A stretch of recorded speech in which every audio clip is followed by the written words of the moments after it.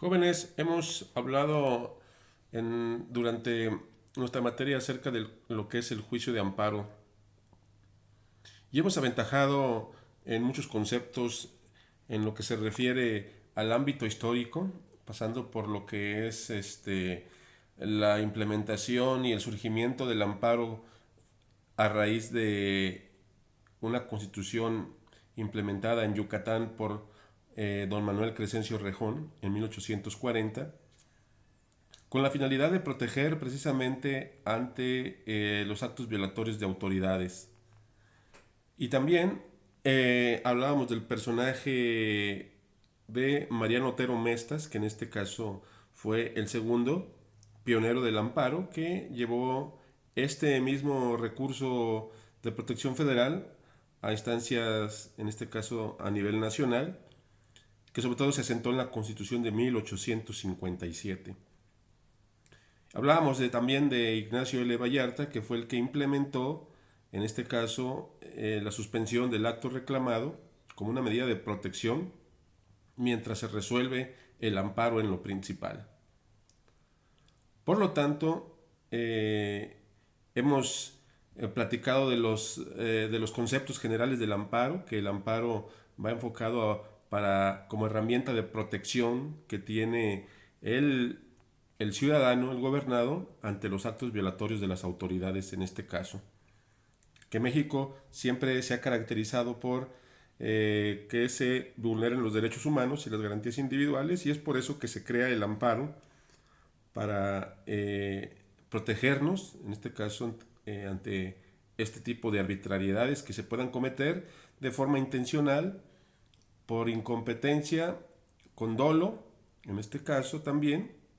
por parte de una autoridad, o por mala interpretación de la ley o ejecución de actos diversos que se pudieran aplicar en todas las esferas del derecho. El amparo, en este caso, es una herramienta de control jurisdiccional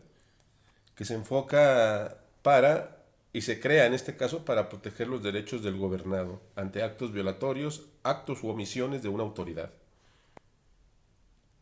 Hemos platicado acerca de los principios fundamentales del amparo, como lo es el principio de definitividad, que se deben de agotar todos los recursos previo a presentar tu amparo, el principio de relatividad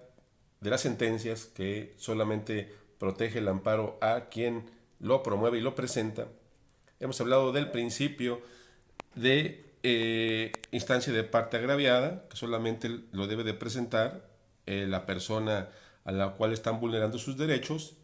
Hemos hablado de el principio de suplencia de la deficiencia de la queja. Habrá supuestos en los cuales el juzgador tomará en cuenta para subsanar errores que se hubiesen presentado en la demanda inicial, sobre todo los que platicábamos en casos de pobreza extrema, marginación, situaciones agrarias y comunales, trabajadores en este caso de características obreras, que también en este caso son vulnerables al principio cuando presenta su amparo y puede estar con amparos, en este caso con errores. Ahí se aplica la suplencia de la deficiencia de la queja. Estricto derecho, el principio del cual nos dice que el juzgador siempre se va a someter a lo peticionado. Hemos platicado de los principios, pero también hemos platicado acerca de los dos tipos de amparo. Los dos tipos de amparo en términos generales que conocemos y los que se manejan en nuestra ley es el amparo directo y el amparo indirecto, que están fundamentados en nuestra Constitución Política en el artículo 103 y en el artículo 107. Hemos hablado precisamente acerca de la reforma de la ley de amparo, que en el 2013 hubo modificaciones al respecto para crear la nueva ley de amparo, que fundamenta el nuevo juicio de amparo como tal. Y nos hemos basado precisamente en lo que es esta ley, la nueva ley de amparo, para conocer lo que son las partes en el juicio de amparo, que nos menciona el artículo 5, que son el quejoso, la autoridad responsable en sus dos modalidades, ordenadoras y ejecutoras, el tercer interesado y en su defecto también en algunos casos el Ministerio Público Federal. Hemos hablado del artículo 12 de la Ley de Amparo, donde nos presenta o nos dice que el quejoso puede, tanto el quejoso como el tercer interesado podrán tener representantes legales y autorizados que van a oír notificaciones en su nombre y los abogados patronos que los representarán en este caso. Hemos platicado de los plazos en el amparo, que nos dice el artículo 17 los diversos tipos de términos y plazos que menciona la ley. Hemos hablado acerca de lo que es el sobreseimiento, que nos menciona precisamente en el artículo 63, acerca del sobreseimiento, que es la extinción de la acción penal cuando sobrevienen algunos supuestos, como la muerte del quejoso, el que no haya presentado edictos y sean importantes, el desistimiento de la demanda del quejoso o que no exista el acto reclamado. Hemos hablado de la improcedencia y su diferencia con el sobreseimiento, que en este caso la improcedencia, como nos dice el 61, son bastantes supuestos en los cuales te van a desechar tu demanda de principio o en el principio, debido a que está dentro de los supuestos del 61. Hemos hablado de las notificaciones, en este caso que nos menciona el 24 de la Ley de Amparo, y hemos platicado que los 4 tipos de notificaciones son, en este caso, de forma personal, por oficio, por lista y por vía electrónica, que son los aspectos importantes que nos menciona como notificación en el juicio de amparo el artículo 24.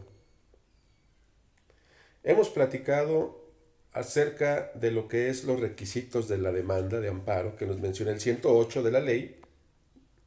y el cual nos da una serie de requisitos al momento de formular nuestra demanda, que son nombre y domicilio del quejoso, nombre y domicilio del tercer interesado, si es que lo existe, o hacer la anotación bajo protesta de decir verdad que no se conoce si existe o no existe el tercer interesado, las autoridades responsables en sus dos modalidades ejecutoras y ordenadoras, si es que se conocen cuáles son, el acto reclamado, que es los preceptos de violación, los artículos constitucionales vulnerados y una narración de los hechos sucinta para que quede completamente bien estipulado lo que es tu demanda. Hemos platicado de la sustanciación, que inclusive al principio, al momento de presentar tu demanda, pues, en el artículo 112 de la Ley de Amparo nos menciona precisamente esos supuestos que suceden al momento de que te acuerdan en el auto de erradicación inicial, que se presenta el amparo hablando de un indirecto ante el juez de distrito, tiene un término de 24 horas para acordar y este acuerdo puede enfocarse en 3 supuestos: que te la admitan, que te la prevengan o que te la desechen. Y ya hablábamos que en el caso de que te prevengan tienes 5 días para subsanar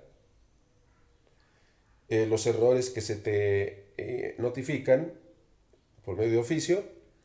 y si no lo haces dentro de los 5 días, pues entonces se tendrá por no interpuesta, por no presentada.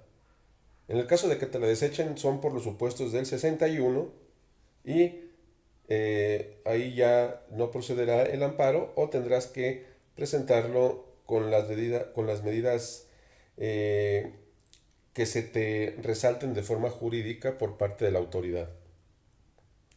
Hablábamos en este caso de que una vez que te admiten tu demanda de amparo, la autoridad va a hacer dentro de lo que es el auto o el acuerdo inicial de admisión, notificar a las partes, tanto al tercer interesado como a la autoridad responsable, que en este caso no dejamos de mencionar que el amparo es un juicio en el cual el actor es el quejoso y una especie de demandado vendría siendo la autoridad responsable, que es la que va a contestar mediante informes justificados, según lo que nos menciona precisamente el 117 de la Ley de Amparo, en la cual va a especificar y a contestar en un término de 15 días si existe o no existe el acto reclamado, si existe justificando precisamente el acto u omisión en la cual se está realizando esta situación del acto reclamado. Tiene 15 días para contestar la autoridad responsable, es decir, enviar sus informes justificados. Si no los informa o si no los envía dentro de los 15 días que estipula la ley, entonces se dará por hecho de que existe el acto reclamado, nos menciona la ley en este supuesto de que no conteste. Asimismo, la misma autoridad que conoce dará fecha en el mismo auto de admisión para la audiencia constitucional que se va a llevar a cabo aproximadamente una vez admitida la demanda dentro de los 30 días siguientes, donde se van a llevar a cabo un desahogo probatorio entre las partes, que en este caso es el quejoso y la autoridad responsable, donde van a ofrecer sus pruebas documentales, testimoniales y periciales de acuerdo a los intereses que a ellos correspondan. Y asimismo, el juzgador, una vez desahogado el periodo probatorio en la audiencia constitucional, va a dictaminar un fallo, una sentencia en amparo, que puede ir en tres sentidos: en otorgar la protección de la justicia federal al quejoso, en negar la protección de la justicia federal al quejoso o un sobreseimiento.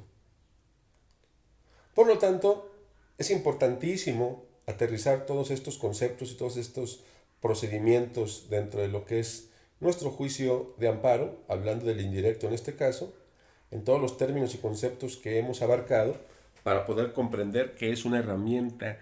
indispensable para el ciudadano al momento de que le están vulnerando sus derechos humanos. A manera de retroalimentación, realizaremos en clase un ensayo de 2 cuartillas con referente o con referencia a todo lo platicado durante la clase, durante las clases hasta el momento, y de acuerdo a lo que ahorita estábamos retroalimentando en este video. 2 cuartillas, vas a hacer en Word o PDF y subirlo a plataforma, y nos vas a especificar con tus palabras todo lo que hemos aprendido del juicio de amparo, desde los antecedentes históricos, conceptos generales y el trámite que llevamos expuesto en este caso en el juicio de amparo indirecto.